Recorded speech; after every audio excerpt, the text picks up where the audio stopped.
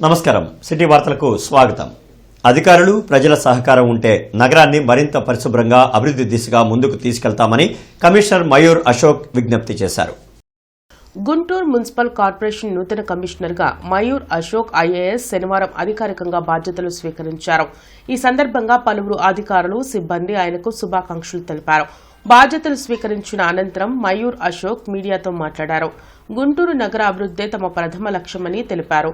పారిశుధ్యం, డ్రైనేజ్, తాగునీరు, రహదారులు, స్ట్రీట్ లైట్స్ వంటి మౌలిక సదుపాయాలపై ప్రత్యేక దృష్టి సారిస్తామని స్పష్టం చేశారు. అలాగే ప్రజల సమస్యలను సత్వరమే పరిష్కరించేలా చర్యలు తీసుకుంటామని, పాలనలో పారదర్శకత, బాధ్యతాయుతమైన పని విధానాన్ని అమలు చేస్తామని పేర్కొన్నారు. ఈ కార్యక్రమంలో కార్పొరేషన్ అధికారులు పాల్గొన్నారు.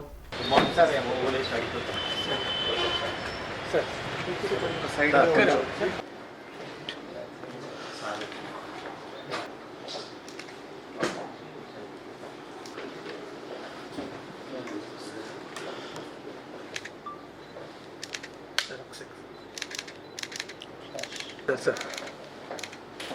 See you.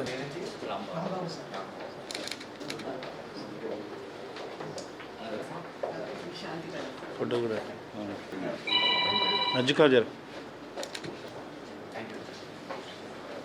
మున్సిపల్ కమిషనర్గా నా ముఖ్యమైన ఆస్పెక్ట్స్ అంటే శానిటేషన్, డ్రింకింగ్ వాటర్, మనకి పబ్లిక్ హెల్త్, రోడ్ మెయింటెనెన్స్, దీని మీద నేను ముఖ్యమైన దృష్టి సాధిస్తాను. దాంతోపాటు మనకి ప్రజా సమస్యలు పరిష్కారం కోసం ఏర్పాటు చేసిన పీజీఆర్ఎస్ సిస్టమ్ ఏదైతే ఉంది, దాంట్లో వచ్చిన ఏదైతే గ్రీవెన్సెస్ ఉంటాయి, దీని మీద కూడా నేను ప్రత్యేకంగా దృష్టి పెట్టడం జరుగుతుంది. దాంతోపాటు ప్రజలకి డైరెక్ట్గా కలిసడానికి క్షేత్రస్థాయిలో కూడా ప్రతిరోజు పర్యటన చేయడం జరుగుతుంది. దీంతోపాటు మీ అందరికీ ఐడియా ఉంది, గుంటూరు నగరకి దాదాపు 10 లక్షల వరకు జనాభా ఉంది. సిఆర్డిఏ పరిధిలో ఒక కీలకమైన నగర్. సో దానికి తగ్గట్టుగా అభివృద్ధి చేయడానికి నేను కృషి చేస్తాను. అందరు అధికారులు, సిబ్బంది అందరు సమన్వయంతో ఈ కృషి చేయడానికి నేను తప్పకుండా కృషి చేస్తాను. దాంతోపాటు మన గుంటూరు నగరానికి అంతకుముందు కొన్ని ర్యాంకింగ్స్ వచ్చాయి. స్వచ్ఛ సర్వేక్షణ కావచ్చు, ఎన్క్యాప్లో కావచ్చు, ఇలాంటి సెంట్రల్ గవర్నమెంట్ కానీ స్టేట్ గవర్నమెంట్ సంబంధించి ర్యాంకింగ్స్ వచ్చాయి. ఆ ర్యాంకింగ్ ఇప్పుడు ఉన్న పొజిషన్ కొనసాగించి దీంట్లో ఇంకా దానికంటే ఇంప్రూవ్మెంట్ చేయడానికి కూడా నేను ప్రయత్నిస్తాను. కూటమి ప్రభుత్వం మహిళలను వ్యాపారవేత్తలుగా తయారు చేయడమే లక్ష్యంగా పనిచేస్తోందని ఎమ్మెల్యే నసీర్ అహ్మద్ వెల్లడించారు.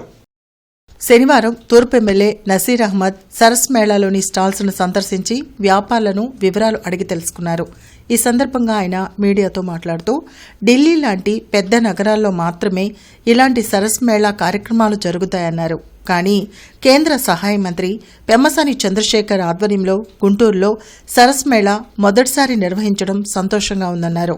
ముఖ్యమంత్రి చంద్రబాబు నాయుడు ప్రతి ఇంటికి ఒక వ్యాపారవేత్త ఉండాలని ఆకాంక్షిస్తున్నారని అన్నారు. మహిళలు ఆర్థికంగా వారి కాళ్ల మీద వారే నిలబడేందుకు ఈ మేళా ఉపయోగపడుతుందన్నారు. ఈ కార్యక్రమంలో కార్పొరేటర్లు ఎల్లావుల అశోక్, పోతురాజు సమత, ముప్పవరపు భారతి తదితరులు పాల్గొన్నారు. వేదికగా గుంటూరు మొదటిసారి, ఎందుకంటే దేశంలోనే ఢిల్లీ లాంటి మహానగరంలో ఏర్పాటు చేసేటువంటి ఈ మేళాను ఈసారి మొదటిసారిగా గుంటూరు నగరానికి, గుంటూరు జిల్లాకి తీసుకొని రావడం నిజంగా చాలా గొప్ప విషయం. ముఖ్యంగా ఎందుకంటే ఈరోజు కేవలం డ్వాక్రా సంఘాలకు సంబంధించినటువంటి మహిళలకే మాత్రమే కాకుండా స్థానికంగా ఉన్నటువంటి మహిళామణులు, ముఖ్యంగా సోదరిమణులు ఎవరైతే స్వయం ఉపాధి కోసం ఆలోచిస్తున్నటువంటి మహిళలు కానీ, లేకపోతే ఆర్థికంగా తమ కాళ్ళ మీద నిలబడాలనేటువంటి ఆలోచన కలిగినటువంటి మహిళలు కానీ ఈరోజు ఈ ప్రాంతంలో ఈ సరస్ మేళాకు ఇచ్చేసిన తర్వాత ఒక అనుభూతిని, ముఖ్యంగా ఎందుకంటే ఇక్కడ వ్యాపారం చేయడానికి వచ్చేసినటువంటి మహిళలందరూ కూడా ఎంతో గొప్పగా గతంలో కన్నా ఎప్పుడు లేనటువంటి విధంగా వాళ్ళందరికీ కూడా ఈరోజు వ్యాపారం సేల్స్ జరిగినటువంటి విషయంగా వీళ్ళందరూ కూడా చెప్తా ఉన్నారు. ప్రశాంతంగా ఉన్న గురజాల నియోజకవర్గంలో మళ్లీ గొడవలు పెట్టడానికి వైసీపీ నేతలు ప్రయత్నిస్తున్నారని గురజాల ఎమ్మెల్యే ఎరపతినేని శ్రీనివాసరావు మండిపడ్డారు.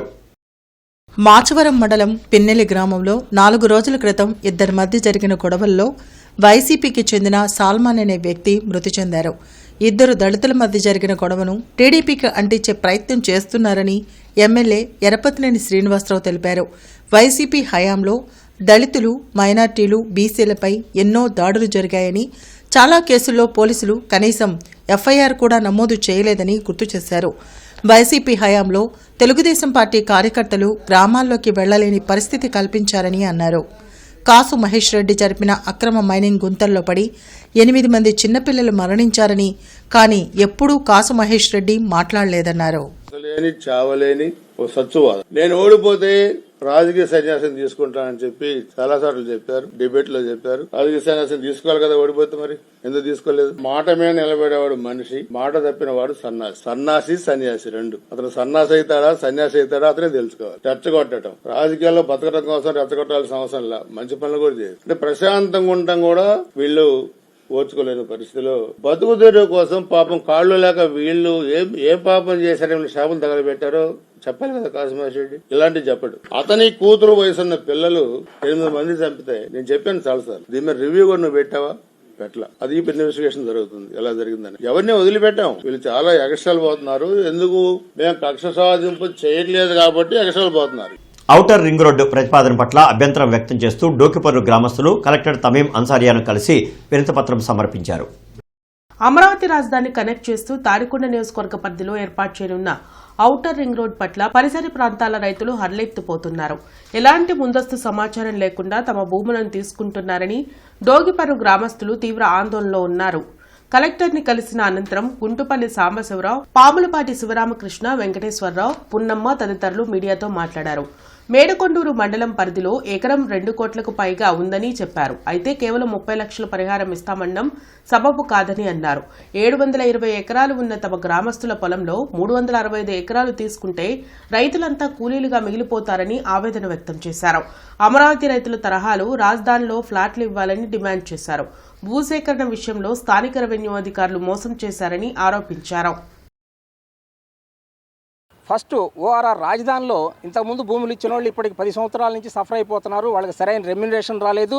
వాళ్ళు ఎలా డెవలప్ అవ్వాలనేది కూడా ఈ రోజు కూడా అంతుపట్టకుండా ఉంది. వాళ్ళు అర్థం పర్థంగా లేకుండా అసలు ఈ రాజధాని అభివృద్ధి చెందిద్దా లేదా, రేపేదైనా ప్రభుత్వం మారిపోతే మేమంతా సఫర్ అయిపోతామన్న దీంట్లో కూడా డౌట్లో కూడా వాళ్ళు అన్నారు. ఆ విధమైన డౌటే మాకు కూడా వచ్చింది. ఈరోజు మేము భూములన్నీ తీసుకుంటారు వీళ్ళు, రేపు మే నాటికి వాళ్ళు దాన్ని పెగ్ స్టోన్స్ వేస్తామని చెప్తున్నారు. వాళ్ళు పెగ్ స్టోన్స్ వేస్తే ఇక మేము ఆ భూమిలోకి పోవడానికి వీల్లేదు. ఎందుకంటే వాళ్ళు రెమ్యునరేషన్ బ్యాంక్ వేసేస్తారు. ఎంతో కొంత వాళ్ళు రిజిస్ట్రేషన్ వాల్యూ ప్రకారం సుమారుగా అప్రాక్స్గా 30 లక్షల వరకు వేస్తారంటున్నారు. కానీ ఈరోజు అక్కడ 1,75,00,000 నడిచి 2,25,00,000 వరకు నడుస్తున్న భూమిని మేము 30 లక్షల రెమ్యునరేషన్తో ఇస్తే అసలు మేము దేనికన్నా పనికొస్తామా? రేపు మేము కానీ మా భవిష్యత్తు కానీ మా పిల్లల భవిష్యత్తు కానీ ఏమన్నా ఉంటుందా ఉండదా అనేది మేము కలెక్టర్ గారికి విన్నవించుకోవడానికి ఇక్కడికి వచ్చున్నాము. దీనికి ఓపెన్ మార్కెట్లో ఉన్న ప్రైస్ 2 కోట్ల దాకా ఉంది. అయితే మాకు ఇచ్చే రెన్యూమరేషన్ అందుట్లో 1/5 వంతు కూడా రావట్లేదు. దీని మూలాన మా పిల్లలకి భవిష్యత్తులో మేము ఏ రకమైన ఆధారం చూపించలేకపోతున్నాం. దయచేసి మేము మీడియా మిత్రుల ద్వారా అధికారులకు కానీ పాలకవర్గానికి కానీ మేము తెలియపరిచేది ఏంటంటే, మాకు ధర్మబద్ధమైన మార్కెట్ రేటు ఇవ్వమని అడుగుతున్నాం. ఒకవేళ అలా వీలు కాకపోతే ఇప్పుడు వారు చెప్పినట్టు రాజధాని రైతులు రాజధానికి భూములు ఇచ్చి త్యాగమూర్తులైతే ఔటర్ రింగ్ రోడ్డుకి పొలాలు భూములు ఇచ్చేవాళ్ళు కూడా త్యాగమూర్తులుగానే పరిగణించి వాళ్ళకి జరిగినట్టే మాకు కూడా న్యాయం చేయమని మీడియా మిత్రుల ద్వారా పాలకవర్గానికి అధికారులకి తెలియపరుచుకుంటున్నాం. ధన్యవాదాలు. దోగిపర్రు ఇలాకాలో మాకు 1 ఎకరం పొలం ఉందండి. ఆ తల్లిదండ్రుల నుంచి వచ్చింది మాకు 1 ఎకరం. ఆ ఎకరం మొత్తం కూడా 1 సెంట్లు 1 ఎకరం 3 సెంట్లు మొత్తం దీంట్లో పోతుంది. అక్కడ మార్కెట్ వాల్యూ వచ్చేసి మాకు సుమారుగా 1.5 కోటి దాకా నడిచినా కానీ మేము వద్దులే, తర్వాత ఎప్పుడో భవిష్యత్తులో మనకు బాగుపడుద్ది, అమరావతి రాజధాని అయితే బాగుపడుద్ది అని ఉంచుకున్నాం. ఇంకో ప్రాబ్లం ఏంటంటే, మేము ఆడపిల్లలకి పసుపు కుంకుమ కింద ఇచ్చాం. అది 1.5 కోటి ఉందని చెప్పాం మేము అక్కడ. ఈరోజు మీరు ఇచ్చే 30 లక్షల్లో ఆడపిల్లలకు 15 లక్షలు చేతిలో పెట్టి మిగిలిన డబ్బులు మేము ఎక్కడి నుంచి తెచ్చివ్వాలి? మా ప్రాబ్లం. ఎక్కువ మందికి ఆడపిల్లలకు పొలాలు ఇచ్చుకుంటాం మేము. వాళ్ళకి రేపొద్దున ఇవ్వాలనంటే నేను ఐఎమ్ గోయింగ్ టు రిటైర్, నాకు మహా అయితే ఒక 40-50 లక్షలు వస్తాయండి. ఇవి నేను వాళ్ళకి ఇచ్చి ఎక్కడన్నా సహాయం కోసం ఎదురు చూడాలి. నా పరిస్థితి అది. వాళ్ళకి సమాధానం చెప్పలేను. గవర్నమెంటు నమస్కారం పెట్టి వేడుకుంటున్నాను, మాకు సరైన రెన్యూమరేషన్ ఇవ్వండి. ఓఆర్ఆర్ వస్తే తగ్గిన వాళ్ళంతా అదృష్టవంతులు, మేమెందుకు దురదృష్టవంతులం కావాలి? మేమేం పాపం చేశాం? మాకు కూడా మంచి రెన్యూమరేషన్ ఇవ్వండి, మాకు న్యాయం చేయండి అని ముఖ్యమంత్రిని వేడుకుంటున్నాం. ధన్యవాదాలు. తీసుకునేది ఏంటంటే మా నాన్న నాకు 1 ఎకరం పెట్టాడండి. మాకు పొలమే లేదు. ఆ ఎకరం కూడా ఇటు రోడ్డు కింద పోతుందని చెప్పారు. అది మాకు తెలియదు. పాస్ పుస్తకాలు ఇస్తున్నారని సచివాలయం కాడికి పోతే వాళ్ళు వాళ్ళోట ఎల్లోట తెలిసి మీ నెంబర్ కూడా ఉందన్నారు. మేము ఎట్టకట్ట రాయక కష్టం చేసుకొని పిల్లకి 1 ఎకరం కొనుక్కొని మా అమ్మాయికి పెళ్లి చేసి కట్టం కింద ఇచ్చాం. ఆ ఎకరం కూడా పోతుందంట. మా అమ్మాయికి ఇచ్చింది కూడా ఆడపిల్లకి. అల్లుడు గారు ఆ ఎకరం పోతే మా పరిస్థితి ఏంది మీరే చూసుకోవాలి. ఇప్పుడు 2 కోట్లు అమ్ముతుంది. ఆ 2 కోట్లన్నా ఇవ్వండి, లేకపోతే మీ అమ్మాయిని మీ ఇంటికి పంపిస్తావు ఆరేం చెబుతున్నారు. ఇటు మా ఆయన ఊరుకోవట్లేదు నన్ను. ఇంటర్నెట్ చరిత్రలో సంచలనం సిటీ బ్రాడ్బ్యాండ్. ఇప్పుడు ఇంటింటికి ఇంటర్నెట్, సిటీ నుంచి గ్రామం వరకు అదే స్పీడ్. మీరు ఈ రోజే సిటీ బ్రాడ్బ్యాండ్ కుటుంబంలో చేరండి. రాజ్యాంగం, ప్రజాస్వామ్యం పట్ల వైకాపాకు గౌరవం లేదని మంత్రి పార్థసారథి అన్నారు. అమరావతిపై విషం చిమ్మేలా జగన్ మాట్లాడుతున్నారని మంత్రి పార్థసారథి మండిపడ్డారు. వైకాపా నాయకులకు ప్రజలు, రైతుల సమస్యలపై చిత్తశుద్ది ఉంటే అసెంబ్లీకి వచ్చి ప్రశ్నించాలని సవాల్ చేశారు. 3 రాజధానుల పేరుతో జగన్ 5 ఏళ్ల పాటు కాలయాపన చేసి ఒక్క రాజధానిని కూడా నిర్మించకుండా రాష్ట్రాన్ని అయోమయంలోకి నెట్టిన తుగ్లక్ పాలనను ప్రజలు చూశారన్నారు. 2024 ఎన్నికల్లో ప్రజల ఆగ్రహానికి గురైన వైకాపాకి అమరావతి పాపమే శాపమై కేవలం 11 సీట్లకే పరిమితమైందని ఆక్షేపించారు. మీకేదైనా అవగాహన లేకపోతే కామ్గా కూర్చోండి. లేదు మీకు ఏదైనా అవగాహన ఉండి రాజధాని ఈ విధంగా ఉండాలని కానీ, లేదు మీ పార్టీ కార్యకర్తలు ఏదైనా అమరావతి గురించి ఏదైనా అభిప్రాయాలు తెలియజేస్తే మీరు రండి అసెంబ్లీకి. మీకు ప్రజాస్వామ్యం పట్ల, రాష్ట్ర భవిష్యత్తు పట్ల ఏ మాత్రం గౌరవం ఉన్నా కూడా మీరు ఈ అమరావతి మీద, ఈ రాష్ట్రంలో జరుగుతున్న అభివృద్ధి మీద విషం చిమ్మటం, కాలకోట విషయం అని చెప్పేసి మన పుస్తకాల్లో చదువుతూ ఉంటాం. తాచుపాము విషయం కంటే కూడా డేంజర్ అయిన విషయాన్ని ఈ రాష్ట్ర భవిష్యత్తు మీద వైఎస్ఆర్ కాంగ్రెస్ పార్టీ చిమ్ముతుందని చెప్పేసి నేను మనవి చేస్తా ఉన్నాను. ఆదివారం ముస్లిం యునైటెడ్ ఫ్రంట్ ఆధ్వర్యంలో గుంటూరు పార్లమెంట్ నియోజకవర్గ స్థాయి సమావేశం తెనాలిలో జరగనుంది. ఈ సందర్భంగా అధ్యక్షులు మహమ్మద్ కలీం మీడియాతో మాట్లాడారు. తెనాలిలో జరిగే సమావేశంలో ప్రస్తుతం ముస్లింలు ఎదుర్కొంటున్న సమస్యలపై చర్చించడం జరుగుతుందన్నారు.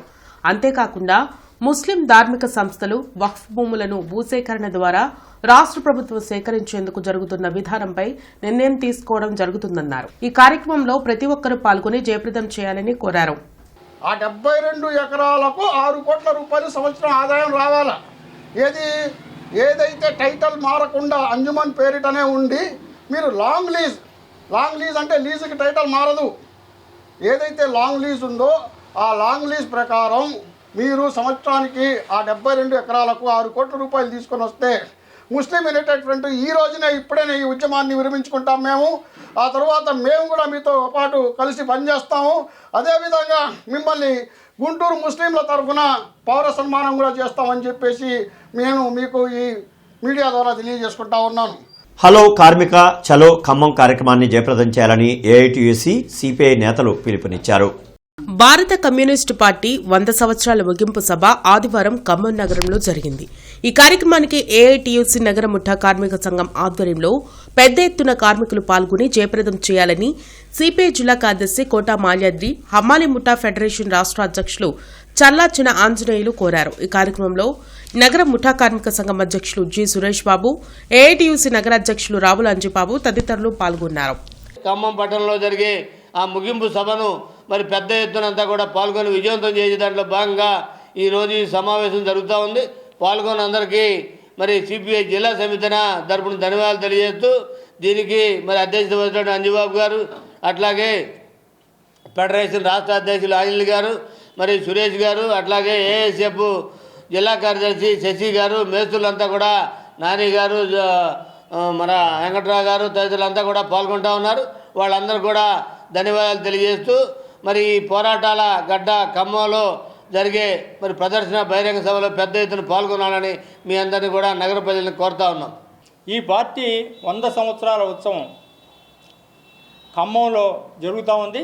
ఈ ఉత్సవానికి 5 లక్షల మంది కార్మికులు హాజరవుతూ ఉన్నారు. ఆ కార్యక్రమానికి తెలంగాణ ముఖ్యమంత్రి రేవంత్ రెడ్డి ఆయన మంత్రివర్గం కూడా దాంట్లో పాల్గొంటుంది. దాంతోపాటుగా ప్రపంచంలో ఉన్నటువంటి 40 దేశాల ప్రతినిధులు కూడా ఆ కార్యక్రమంలో పాల్గొంటూ ఉన్నారు. ఆ కార్యక్రమాన్ని జయప్రదం చేయడం కోసము కార్యకర్తలు ఏఐటీసీ శ్రేణులు కదులుతూ ఉన్నాయి. వాళ్ళ కోసమే ఈ సమావేశం ఏర్పాటు చేయడం జరిగింది. మెగాస్టార్ చిరంజీవి నటించిన మనశంకర వరప్రసాద్ సినిమా డైరెక్టర్ అనిల్ రావిపూడి గుంటూరు నాజ్ థియేటర్ మైత్రి మాల్స్లో శనివారం సందడి చేశారు. చిత్ర విజయోత్సవంలో భాగంగా గుంటూరు వచ్చి అనిల్ అభిమానులను కలిశారు. ఈ సంక్రాంతికి మాత్రమే కాకుండా ప్రతి సంక్రాంతికి అభిమానుల ముందుకు వస్తానని చెప్పారు. మెగాస్టార్ అభిమాన సంఘ నాయకులు మేకల రవీంద్ర, ఆళ్ల హరి తదితరులు పెద్ద ఎత్తున పాల్గొని అనిల్ రావిపూడిని సత్కరించారు. నేను హ్యాపీగా సినిమా అద్భుతంగా ఆడుతుంది. అద్భుతమైన రెవెన్యూస్ గత 5 రోజులుగా చిరంజీవి గారి కెరీర్ లో బిగ్గెస్ట్ గ్రాఫ్ గా నిలబడింది సినిమా.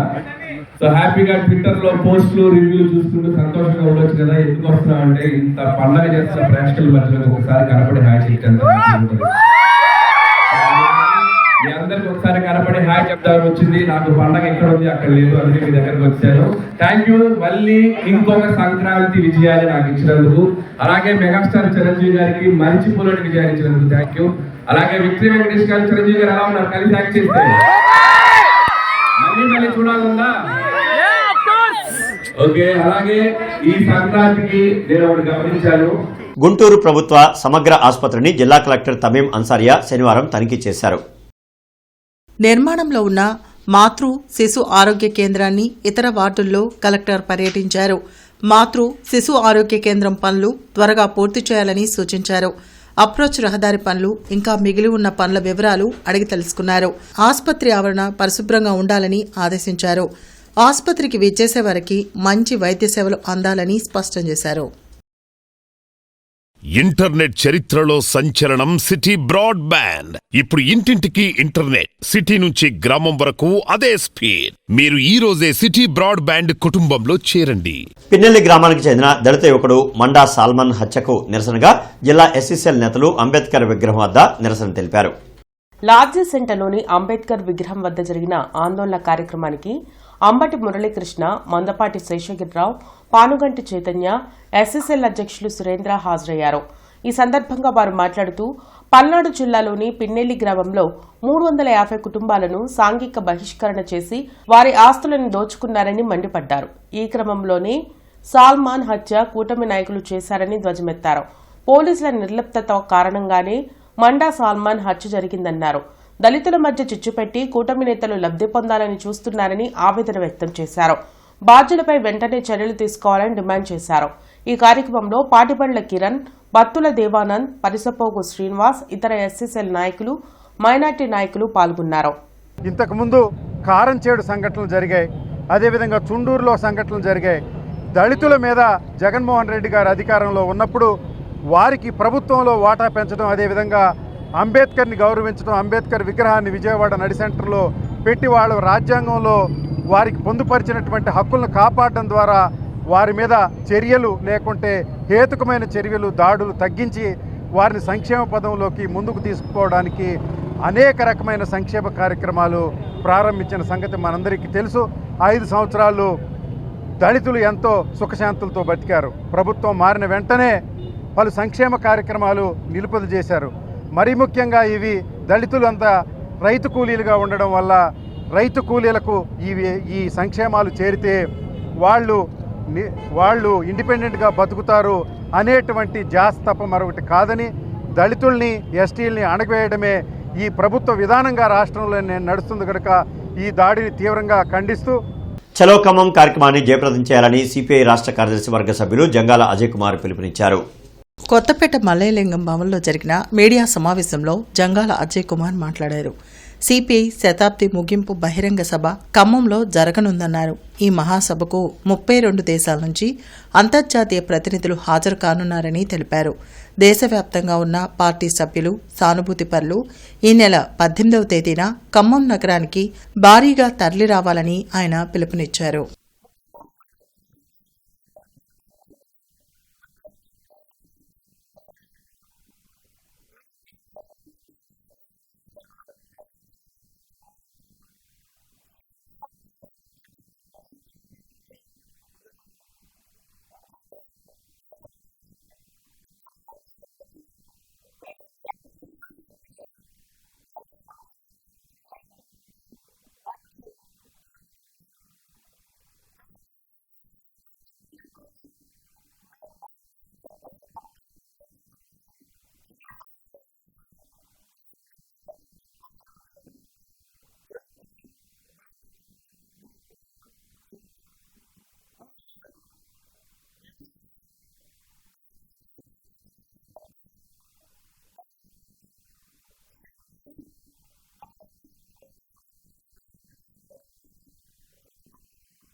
వైఎస్ఆర్సీపీ గత 5 సంవత్సరాలుగా ముస్లింలకు సంబంధించిన ఆస్తులను కాపాడుతోందని వైఎస్ఆర్సీపీ మైనార్టీ ప్రెసిడెంట్ పఠాన్ సైదాఖాన్ తెలిపారు. గత 5 సంవత్సరాలుగా ముస్లింలకు సంబంధించిన ఆస్తులను, హక్కులను భంగం కలగకుండా కంటికి రెప్పలా కాపాడుతున్న ఏకైక ప్రభుత్వం జగన్మోహన్ రెడ్డి ప్రభుత్వమని తెలిపారు. 2024 ఎన్నికల తర్వాత ఏర్పాటు చేసిన కూటమి ప్రభుత్వం ముస్లిం మైనార్టీల కోసం పనిచేస్తామని, ముస్లింల హక్కులు కాపాడతామని చెప్పి మభ్యపెట్టే ప్రయత్నాలు చేస్తుందని తెలిపారు. గడిచిన కాలంలో ముస్లింలకు ఇచ్చిన హామీలను కాలరాయడమే కాకుండా ముస్లింలకు చెందిన అంజుమన్ ఆస్తులు అన్యాక్రాంతానికి పాల్పడడం, అంజుమన్ విషయంలో అంజుమన్ బైలాకి వ్యతిరేకంగా కూటమి ప్రభుత్వం డిసెంబర్ నెలలో కలెక్టర్ చేత నోటిఫికేషన్ ఇవ్వడం దౌర్భాగ్యమని అన్నారు. ముస్లిం మత పెద్దలు అంజుమన్ ఆస్తుల రక్షణ కోసం శాంతియుతమైన ర్యాలీని సభ ద్వారా నిర్వహించామని, అన్ని రాజకీయ పార్టీలకు పిలుపునివ్వడం జరిగిందని తెలిపారు. అన్ని ఆర్గనైజింగ్ కమిటీలకు ఏకం చేయడం, మజ్లిస్ ఉల్మా పాత బస్టాండ్ సమీపంలో ఇక్బాల్ మసీద్ ప్రాంగణంలో ముస్లిం అంజుమన్ ఆస్తుల విషయంలో భిన్నాభిప్రాయాలు సేకరించి దీన్ని అడ్డుకుంటామని తెలిపారు. జగన్మోహన్ రెడ్డి చెప్పిన ఆదేశాల మేరకు ముస్లిం ఆస్తులను కాపాడమే తమ లక్ష్యమని సైదాఖాన్ చెప్పారు. గుంటూరు జిల్లా బ్రాండ్ ఇమేజ్ని దేశ స్థాయిలో మరోసారి పెంచేలా జిల్లా యంత్రాంగం సరస్ మేళా అఖిల భారత డ్వాక్రా బజార్ను విజయవంతంగా నిర్వహించారు. కేంద్ర గ్రామీణాభివృద్ధి మరియు కమ్యూనికేషన్ శాఖ సహాయ మంత్రి డాక్టర్ పెమ్మసాని చంద్రశేఖర్, జిల్లా కలెక్టర్ ఏ తమీం అన్సారియా నిరంతర పర్యవేక్షణతో మేళా ఏర్పాటు స్థలం గుర్తింపుతో పాటు స్టాల్స్ ఏర్పాటు, నిర్వహణపై అమలు చేసిన ప్రణాళిక సత్ఫలితాలు ఇచ్చిందని అన్నారు. రెడ్డి కళాశాల సమీపంలో 12 ఎకరాల్లో 320కి పైగా స్టాల్స్తో ఫుడ్ కోర్ట్, అమ్యూజ్మెంట్ పార్క్, కళావేదిక, శిక్షణా కేంద్రంతో సరస్ మేళాను ఏర్పాటు చేశారు. మంగళగిరిలోని అంజుమన్ భూములను తీసుకునేందుకు కూటమి ప్రభుత్వం విడుదల చేసిన ప్రకటనకు వ్యతిరేకంగా పాత బస్టాండ్ వద్ద జిల్లా మజ్లిస్ ఉల్ ఉలేమా, జమాయితుల్ ఉలేమాల ఆధ్వర్యంలో భారీ సమావేశం జరిగింది.